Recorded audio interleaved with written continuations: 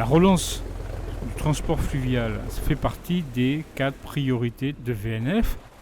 Jusque dans les années 70, le transport fluvial était l'activité majeure du canal. Il y avait donc des infrastructures, il y avait des quais, il y avait des ports. Je ne dis pas qu'il n'y a aucun transport qui est possible sur le canal du Midi, mais c'est vrai que pour moi, il restera épisodique et il restera limité à des expérimentations et à des transports très spécifiques. Déjà, il y a un bateau, hein. Il y a le bateau de Jean-Marc Samuel, le Tourmente, qui défend le transport fluvial et son combat est légitime et on le soutient.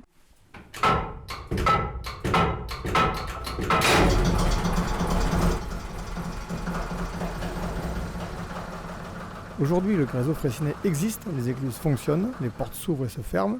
On peut très bien faire du transport aujourd'hui sur le canal du Midi. Simplement, c'est une question de volonté. Comme quand on amorce la pompe, on met de l'eau dans la pompe, là, il faut peut-être mettre un peu d'argent.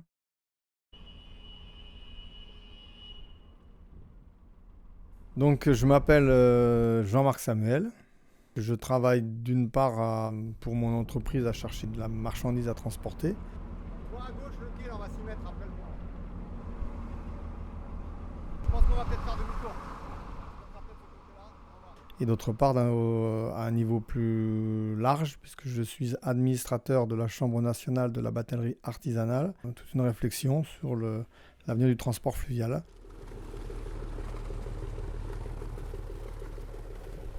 On a un pays qui a le réseau le plus étendu d'Europe et qui est le moins fréquenté. Quand on passe la frontière, on est dans un autre monde.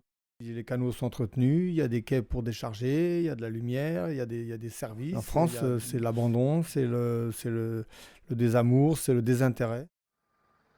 La réponse au déclin du transport fluvial est aujourd'hui de l'achever.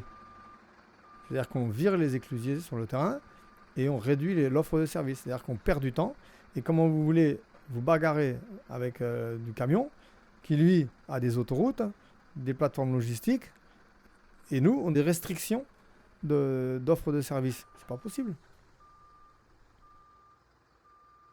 On ressort de la conférence nationale sur le fret fluvial et c'est déplorable. Le ministère ne sort pas 1 euro pour le fluvial de son budget. Ne sort pas 1 euro. VNF a toujours 3 francs 6 sous pour faire marcher, pour entretenir son canal, donc pas du tout assez. De toute façon, on est dans un système qui privilégie la baisse des coûts du transport. C'est-à-dire se mettre une concurrence absolument mortifère. Une fois qu'on a fait un devis, on va voir le camion, on dit regardez, moi j'ai ce prix-là, combien vous pouvez me faire? Ah ben on fait moins cher. Allez, ok, d'accord, c'est bon. Et ça, on sert de variable d'ajustement. Le fluvial, c'est une variable d'ajustement, c'est une réserve de cale. Ça sert juste à faire baisser les prix en fait.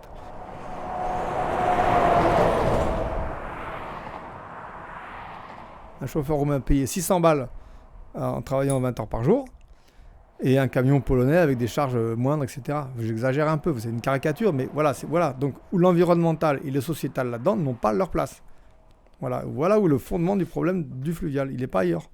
Que nous, au transport fluvial, on fait aucun dégât. Aucun dégât sur l'environnement. Aucun accident. Pollution à la tonne kilomètre que dalle. Mon moteur, il date de 66. Il marche très bien, merci. Et il consomme 4,5 litres à l'heure pour pousser 160 tonnes de marchandises. Qui dit mieux?